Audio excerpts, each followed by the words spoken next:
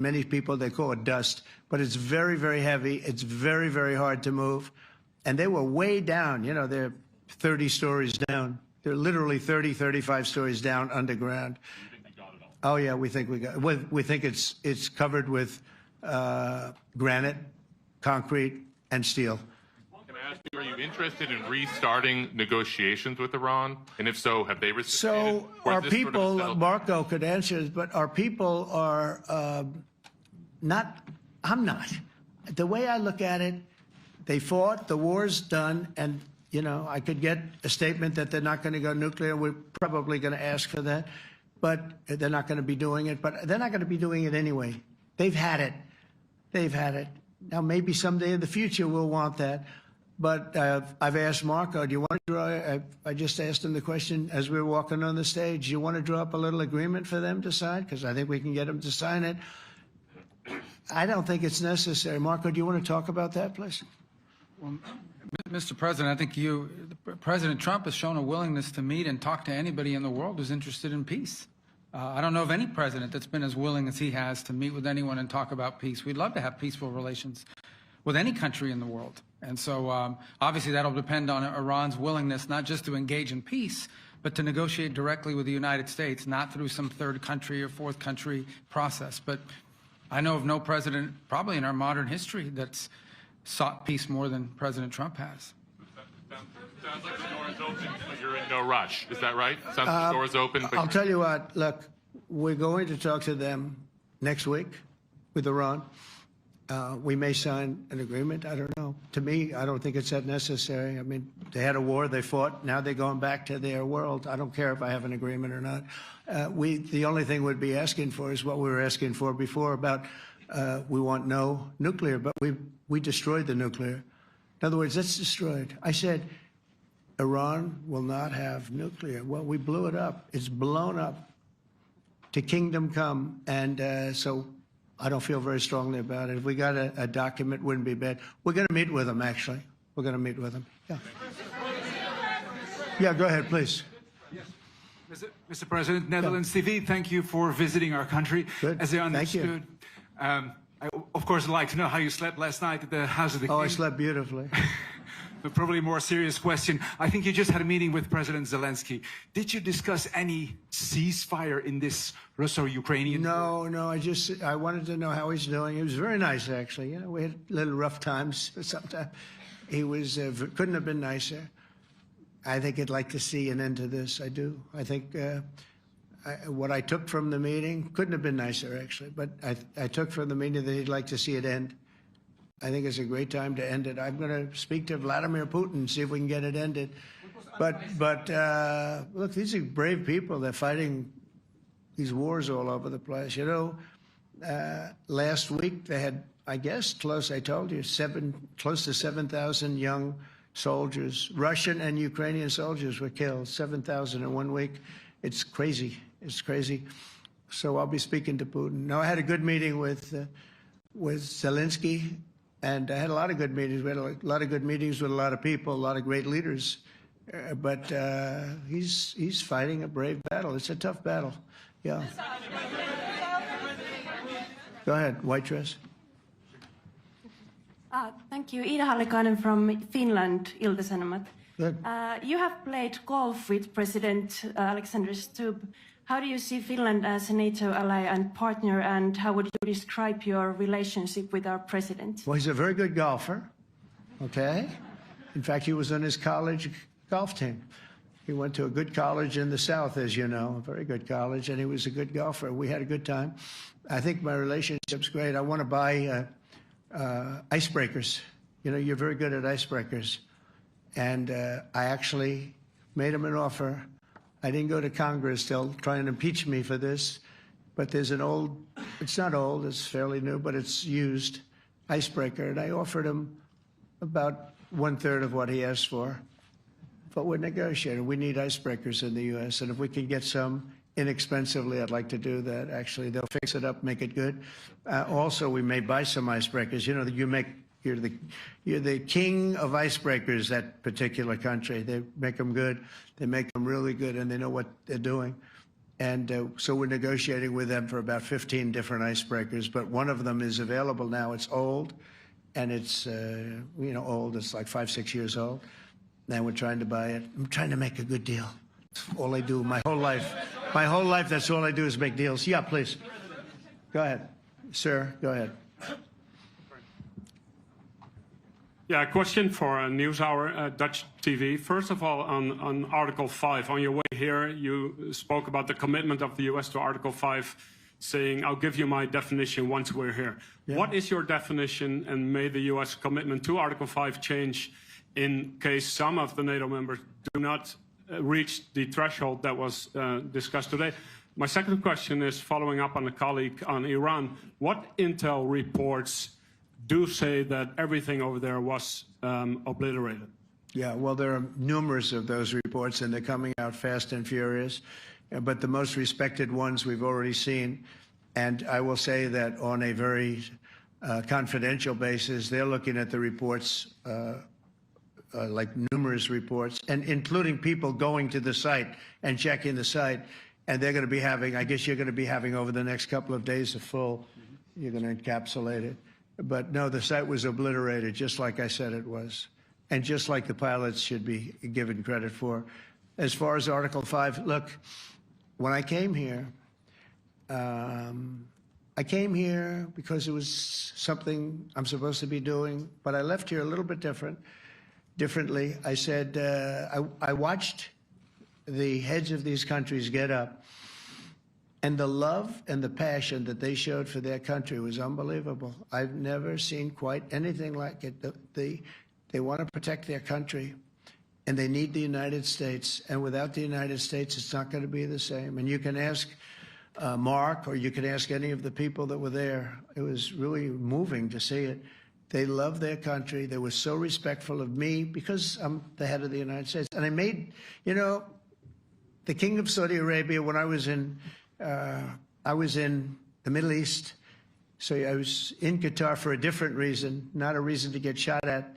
We were in there for economic development reasons, Qatar, UAE, and Saudi Arabia. All three leaders of those countries, and we took back $5.1 trillion into the United States. All three leaders said, you're presiding over the hottest country in the world. The United States right now is the hottest country. Everybody wants to be there. Everybody wants a piece of it. He said, a year ago, your country was dead. You had a deadhead running it. You had a country that was dead, and it was dead. You had people pouring through the borders. You had inflation. You had everything. He said, you've made it in 5 months at that time. You've made it the hottest country. This is the hottest country in the world. The United States right now is the hottest country in the world. And when I was around that table, it was a nice group of people, many of whom I knew from previous. When I saw the passion they had for the country, and almost everyone, and you probably have the tapes, it was very public, but almost every one of them said, thank God for the United States. Without the United States, they couldn't really have NATO. It wouldn't work. It wouldn't work. It will in the future because now they're paying much more money, but it wouldn't work. It was great. And I left here differently. I left here saying that these people really love their countries. It's not a ripoff, and we're here to help them protect their country. Okay, we'll do one or two more. Thank you, Mr. President. Yeah. A question on Spain. Are you satisfied with today? Oh, I think Spain's terrible what they've done. No, I do. They're the only country that won't pay the full up. They want to stay at 2%. I think it's terrible. And, they're doing very well. The economy is very well. And that economy could be blown right out of the water with something bad happening. Spain is the only country that... Are you from Spain? Yeah. Good. Congratulations. You're the only country that is not paying. I don't know what the problem is. I think it's too bad. So we'll make it up. You know what we're going to do? We're negotiating with Spain on a trade deal. We're going to make them pay twice as much. And I'm actually serious about that. We're going to make Spain... I like Spain. I have so many people from Spain that it's a great place and they're great people. But Spain is the only country out of all of the countries that refuses to pay. And, so they want a little bit of a free ride. But they'll have to pay it back to us on trade because I'm not going to let that happen. It's unfair. It's unfair to NATO. All right, sir, please. Go ahead, right in the back. Yeah, you, tall one. The tall man. Mr. President, Johannes Petra from Austrian National Television. How are you? You once said that you would end the Ukraine war in 24 hours. You later said you said that sarcastically. Well, of course it was sarcastic. But you've now been in office for 5 months and 5 days. Why have you not been able to end the Ukraine war? Because it's more difficult than people would have any idea. Vladimir Putin has been more difficult. Frankly, I had some problems with Zelensky. You may have read about him. And it's been more difficult than other wars. I mean, look, we just ended a war in 12 days that was simmering for 30 years, frankly. We ended Rwanda and the Congo. It's coming to sign the documents. We've already signed basic documents, but they're coming, I think, to the White House on Friday. We ended Serbia was going to go at it. But maybe the most important of all, India and Pakistan. And that wasn't whether or not they may someday have nukes like we're talking about in the Middle East, like we're talking about with Israel and Iran. This is they have nuclear weapons. I ended that with a series of phone calls on trade. I said, look, if you're going to go fighting each other, it was getting very bad. You know how bad that last attack was. It was really bad. If you're going to go fighting each other, we're not doing any trade deal. No, no, no, you have to do a trade deal. I said, we're not doing any trade deal. And in fact, I had the general, who was very impressive. The general from Pakistan was in my office last week.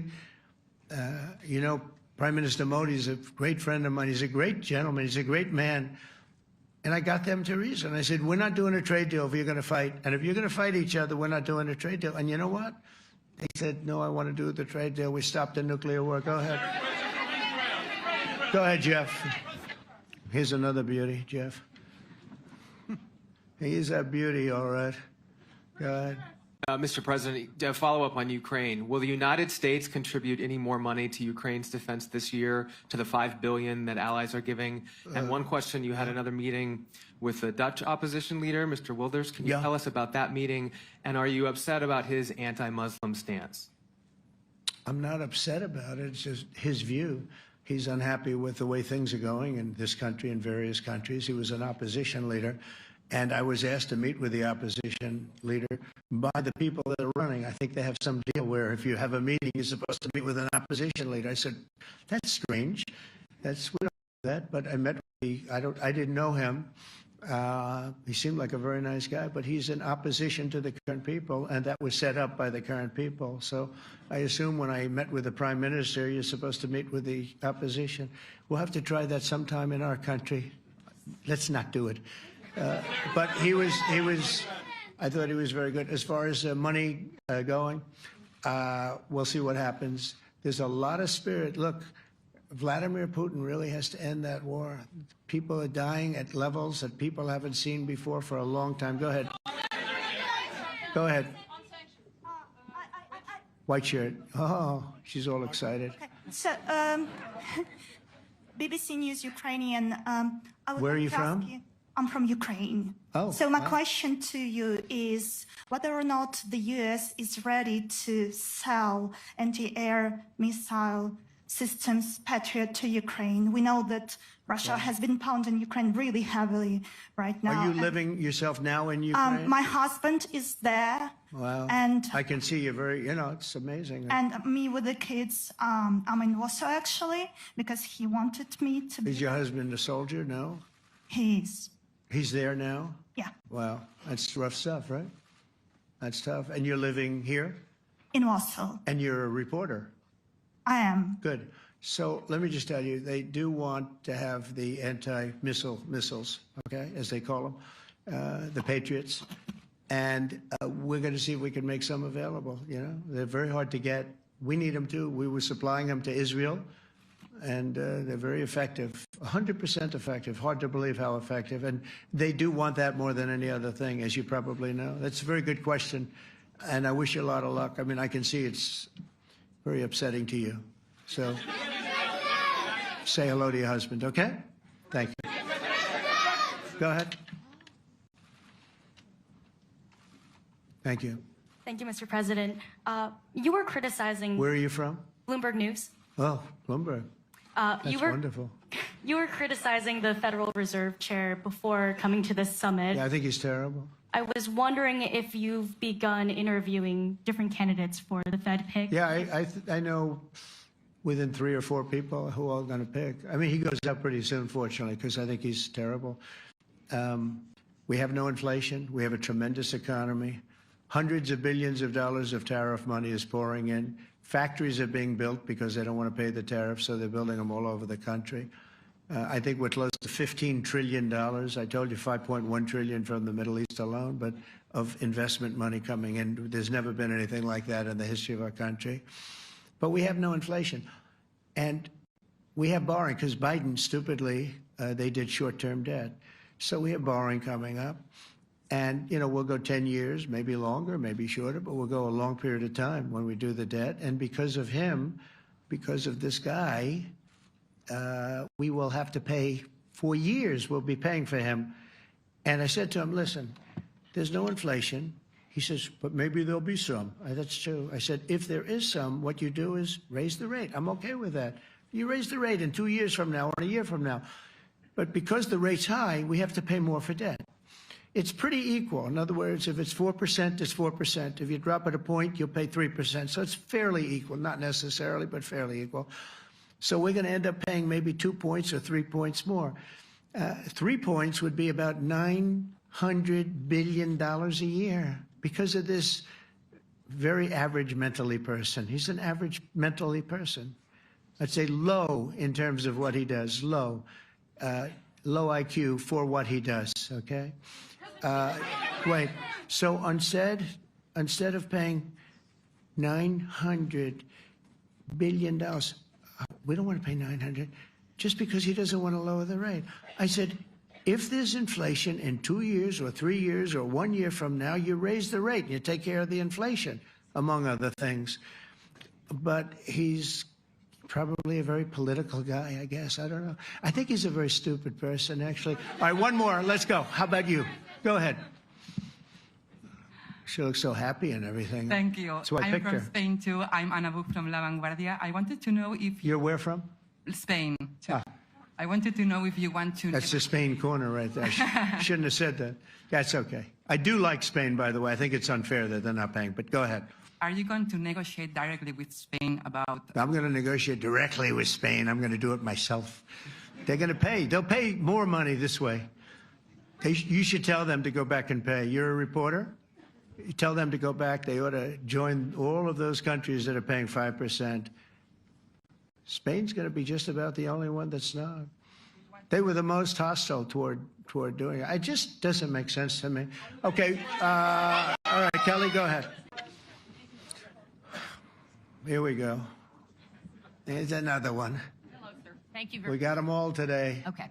So, Mr. President, you talked about expecting some on-the-ground assessments at Fordo and other sites. Now here, Is that here Israeli and U.S.? It's been obliterated, Kelly. It's been What is your message then, sir, to the intelligence community when they present reports? You're not disputing the DIA report. You're just... They presented a report that wasn't finished. We're talking about something that took place 3 days ago. I understand that, sir. The report was done 2 days ago. Wait a minute. Yes. They didn't see it. All they can do is take a guess. Now, if you take a look at the pictures, if you take a look how it's all blackened, you know the fire and brimstone is all underground because it's granite and it's all underground. You don't show it. But even there, with all of that being said, the whole area for 75 yards around the hole where it hit is black with fire. The group that's run by this gentleman, in fact, you may want to talk about it for a second because we're going to issue a report. And I think it's not even a very exciting report at this point. It's been obliterated, totally obliterated. And they did a report, but it was like, if you look at the dates, it's just a few days after it happened. Sir. So they didn't see it. They said it may be very severe. Understood. Do you have a message for the intelligence community, though, in terms of unvarnished information getting to you, that it's not... I don't really have a message. I would say issue the report when you know what happened. I wouldn't say that it could be severe or maybe not. They use the word severe. It could be severe or maybe it's not. And briefly, So people like you picked up and said, oh, it's not severe. We're just No, looking for the the report was not a complete report. Yeah, the message was probably wait till you know the answer before you... and Go sir, ahead. did you not have a public component to your Zelensky meeting for a tactical reason with President Putin? Let him answer this one. Hello, Mr. Secretary. Yeah. There's a reason the president calls out fake news for what it is. These pilots, these refuelers, these fighters, these air defenders, the skill and the courage it took to go into enemy territory flying 36 hours on behalf of the American people and the world to take out a nuclear program is beyond what anyone in this audience can fathom. And then the instinct of CNN, the instinct of the New York Times is to try to find a way to spin it for their own political reasons to try to hurt President Trump or our country. They don't care what the troops think. They don't care what the world thinks. They want to spin it to try to make him look bad based on a leak. Of course, we've all seen plenty of leakers. And what do leakers do? They have agendas. And what do? Do they share the whole information or just the part that they want to introduce? And when they introduce that preliminary report that's deemed to be a low assessment, you know what a low assessment means? Low confidence in the data in that report. And why is there low confidence? Because all of the evidence of what was just bombed by 12 30,000-pound bombs is buried under a mountain, devastated and obliterated. So if you want to make an assessment of what happened at Fordo, you better get a big shovel and go really deep, because Iran's nuclear program is obliterated. And somebody somewhere is trying to leak something to say, oh, with low confidence, we think maybe it's moderate. Those that dropped the bombs precisely in the right place know exactly what happened when that exploded. And you know who else knows? Iran. That's why they came to the table right away, because their nuclear capabilities have been set back beyond what they thought were possible because of the courage of a commander-in-chief who led our troops, despite what the fake news wants to say. But you're not disputing the report said what it said, even though it was initial. The report said what it said, and it was fine. It was severe, they think, but they had no idea. They shouldn't have issued a report until they did. But we've gotten the information. I think Pete said it better than you can say it. And, you know, you should be proud, you, especially you, should be proud of those pilots, and you shouldn't be trying to demean them. No, those pilots flew at great risk, a big chance that they'd never come back home and see their husbands or their wives. Let me just tell you, you and NBC, fake news, which is one of the worst, and CNN, New York Times, are all bad. They're sick. There's something wrong with them. But you know what? You should be praising those people instead of trying to find some. By getting me, by trying to go and get me, you're hurting those people. They were devastated. You know, I got a call from Missouri, great state, that I won 3 times by a lot. And I got a call that the pilots and the people on the plane were devastated because they were trying to minimize the attack. And they all said it was hit. But we don't think it was really maybe hit that badly. And they were devastated. They put their lives on the line, and then they have, and I'm not referring to you, but real scum come out and write reports that are as negative as they could possibly be. It should be the opposite. You should make them heroes and heroines. You should make them really people that they were so devastated when they heard this news. And you know what they said? One of them, I spoke to one of them, said, "Sir, we hit the site. It was perfect. It was dead on." Because they don't understand fake news, because they have a normal life, except they have to fly very big, very fast planes. But it's a shame. You should be making them heroes. All right, in the back. Go ahead, back, white, yeah. White jacket, yeah. Go ahead, give him a mic. Hello. Deborah Haynes from Sky News. Good. Mark Rutte, the NATO chief, who is your friend, he called you daddy earlier. Do you regard your NATO allies as kind of children? No, he likes me. I think he likes me. If he doesn't, I'll let you know. I'll come back and I'll hit him hard, okay? No? He did it very affectionately. Daddy, you're my daddy. Do you regard your NATO allies, though, as kind of like children, and they're obviously listening to you and they're spending more, and you're obviously appreciative of that, but do you hope that actually they're going to be able to defend themselves, defend Europe on their own. I think they need help a little bit at the beginning, and I think they'll be able to. And I think they're going to remember this day. And this was a big day for NATO. You know, this was a very big day. They took it. One of the gentlemen said, you know what? We've been trying to raise money raise the rate for 30 years, he said, 20 years, from almost the beginning. And he's been there for a long time. He said, until you came along, it never happened. What you did is amazing. It's been sort of an amazing day for a lot of reasons, but also for that. Yeah, go ahead. Do you think they can do it without you, though, in the future? Can they do it without Well, ask the Mark. United States? I mean, you have to ask Mark, okay? So we're heading back. We're heading back. I want to thank these two gentlemen behind me. They're incredible people, both of them. They've done a fantastic job. And Susie's in the front, and she's done great. And Monica, thank you very much. That was quite an exciting time. And we're going to be heading back. We'll be back soon, and we'll see you in Washington, D.C. Remember this, we have the hottest country anywhere in the world. Thank you very much, everybody. Thank you.